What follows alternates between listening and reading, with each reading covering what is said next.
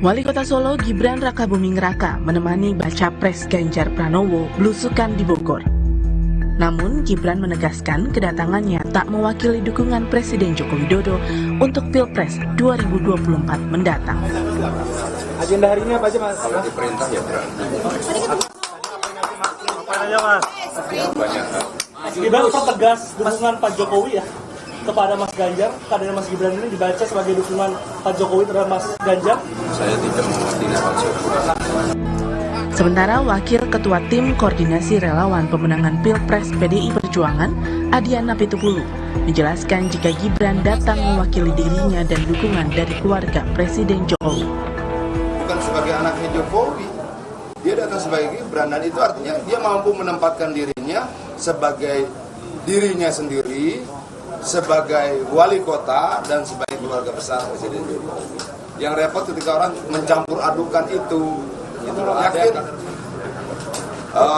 Saya yakin bahwa Gibran, Pak Jokowi akan 100% mendukung Ganjar Pranowo untuk Presiden 2024. Gibran merupakan kader PDIP yang ditugaskan untuk menjadi juru kampanye bakal calon Presiden Ganjar Pranowo. Gibran menegaskan sebagai kader akan mengikuti perintah partainya. Nanda Aprilia, Bodia, Kompas TV, Jakarta.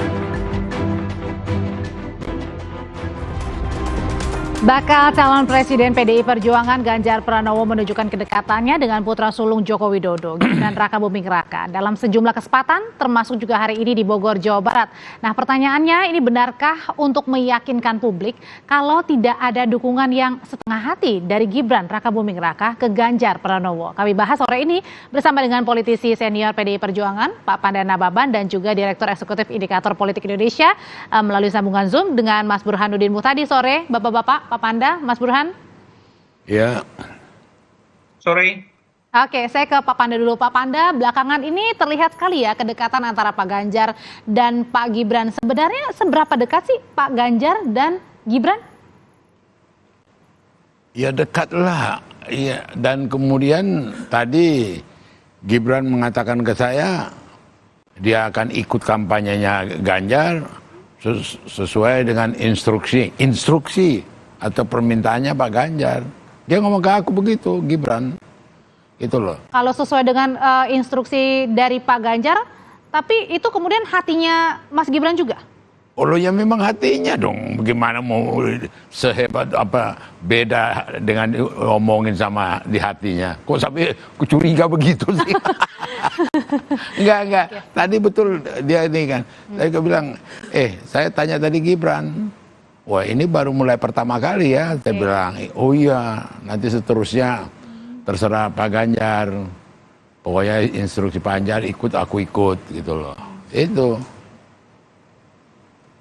Jadi adalah sesuai dengan instruksi dan dianggapnya bahwa memang itu kerelaan dari seorang Mas Gibran juga ya untuk mendukung.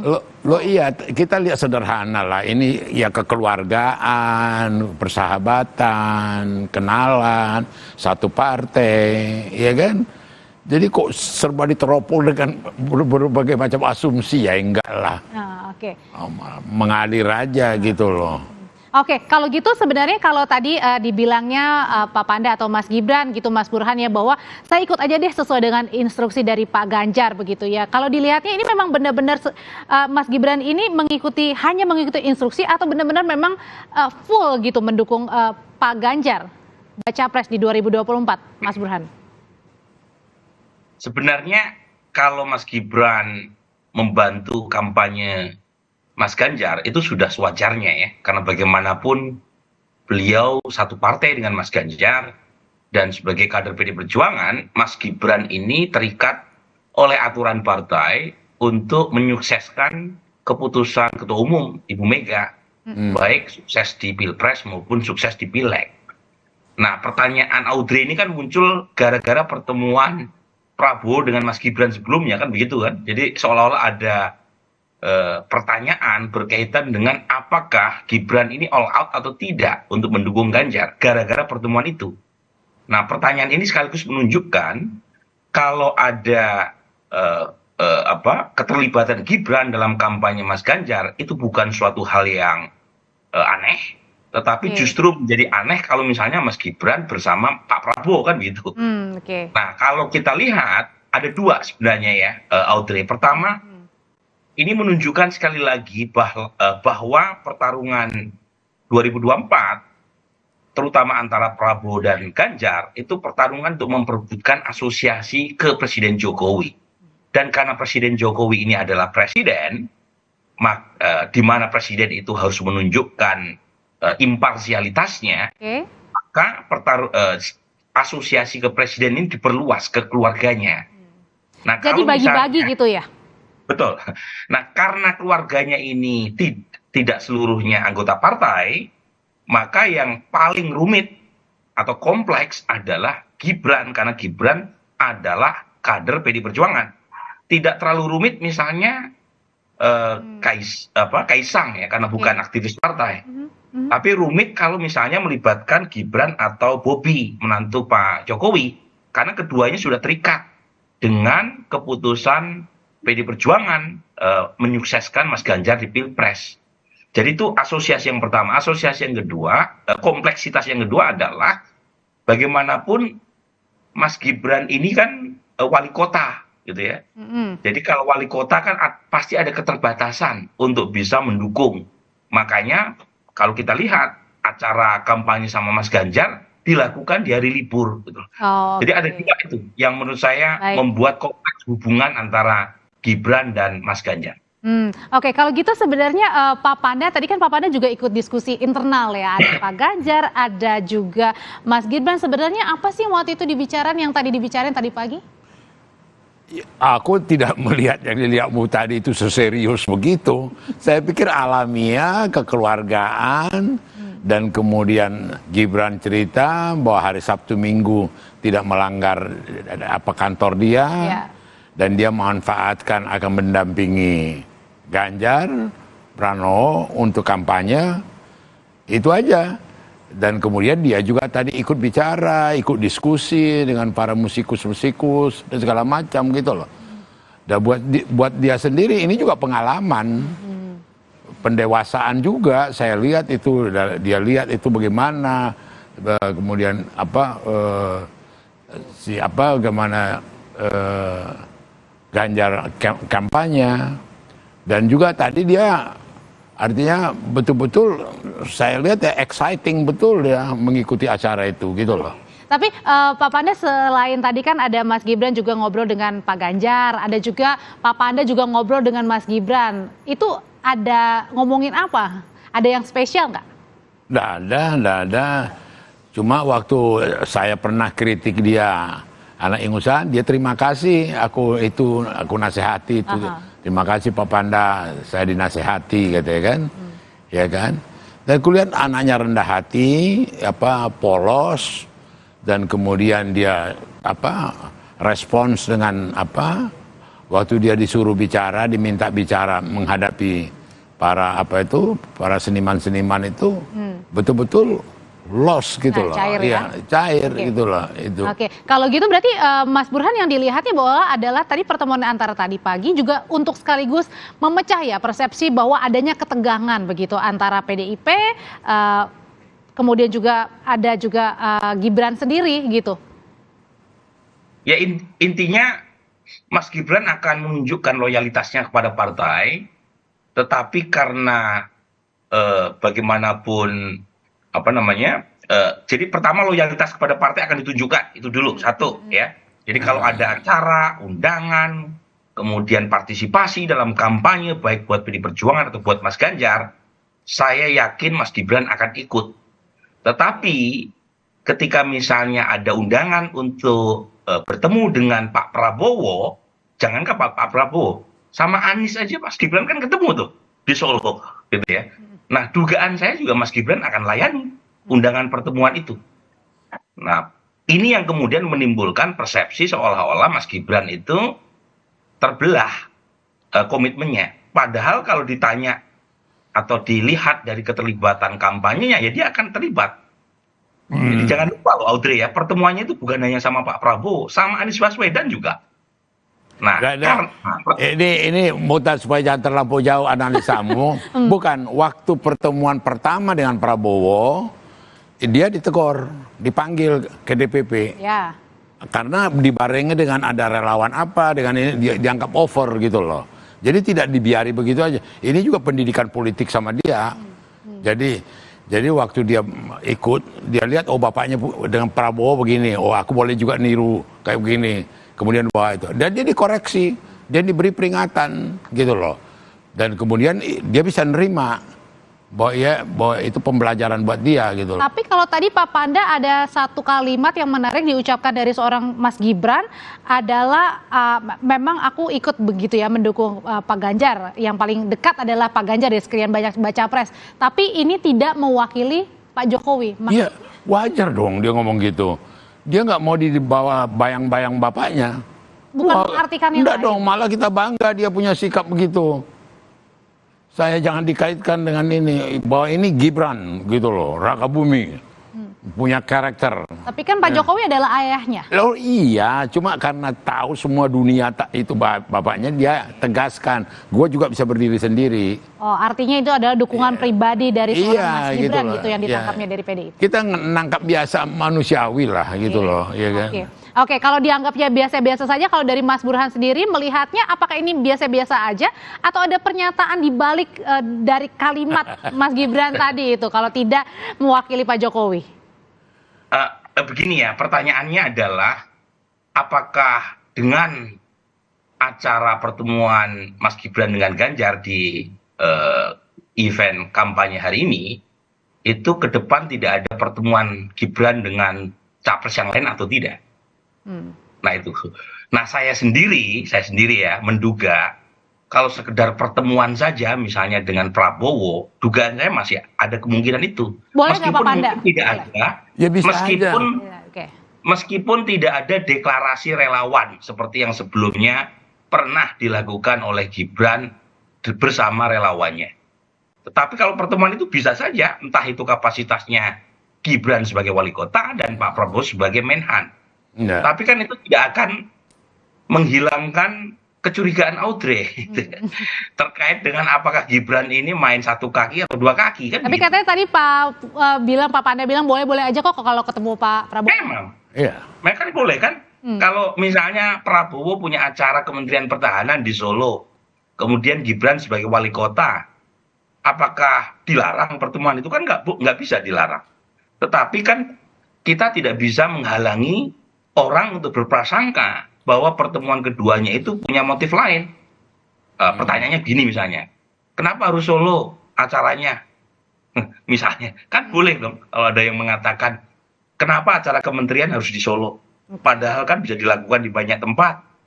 Nah itu lagi-lagi spekulasi itu akan terus muncul sepanjang belum ada pendaftaran capres-cawapres di 2024 nanti. Dan sepanjang gitu ya, 2024 bulan Februari tanggal 14 belum diadakan.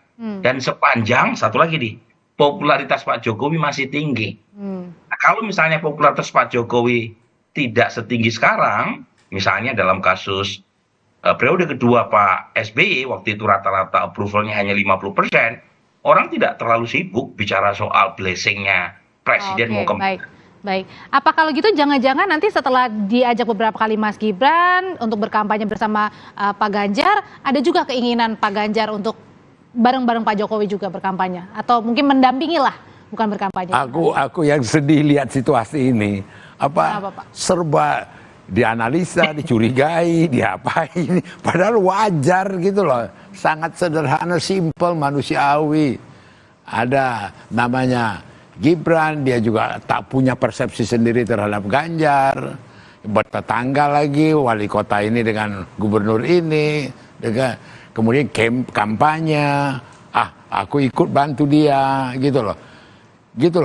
Kok mesti dikaitin dengan Prabowo lah, nanti Anies lah, atau apalah, atau inilah. Karena kan mendekati Pilpres, pasti semua iya, tapi tolonglah juga dilihat dengan wajar, dilihat dengan sederhana. Dan kemudian juga Dan itu juga pendidikan kepada masyarakat gitu loh. Kalau masyarakat kita giring, kita ajak untuk bercuriga, ya itu akan snowball gitu loh. Ya, tapi termasuk juga nanti mungkin dalam waktu dekat Pak Jokowi juga ikut ya, menemani ya? Pak Ganjar misalnya, atau sebaliknya misalnya. Ya sudah ikut kok.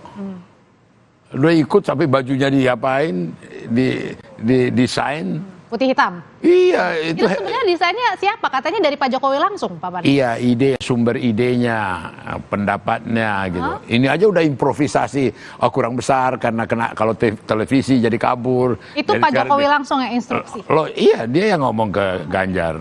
Pakai baju ini ya, bikin baju ini ya. Karena dulu ada baju kotak-kotak dulu, waktu dengan Ahok dulu. Oh oke, kotak-kotak ya. Iya.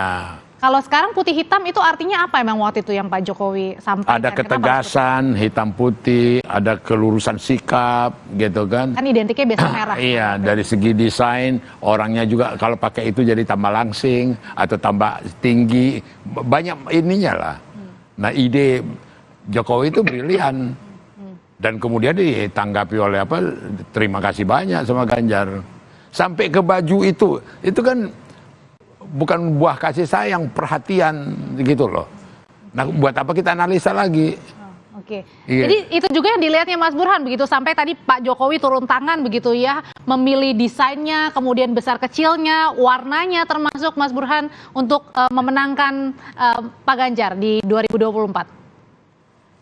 Ya, jadi gini ya, ini yang sebenarnya kegelisahan untuk mengatakan demikian ya, yang muncul di kalangan sebagian elit di perjuangan terkait dengan posisi Pak Jokowi ya, kalau boleh disebut demikian, itu akibat kita, publik secara umum termasuk media dan pengamat, itu terlalu heavy untuk membicarakan ke arah mana Pak Jokowi berpihak.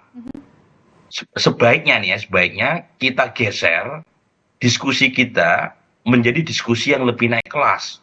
Jadi bukan siapa yang paling dekat dengan Pak Jokowi, tetapi apa program yang ditawarkan terkait dengan para capres.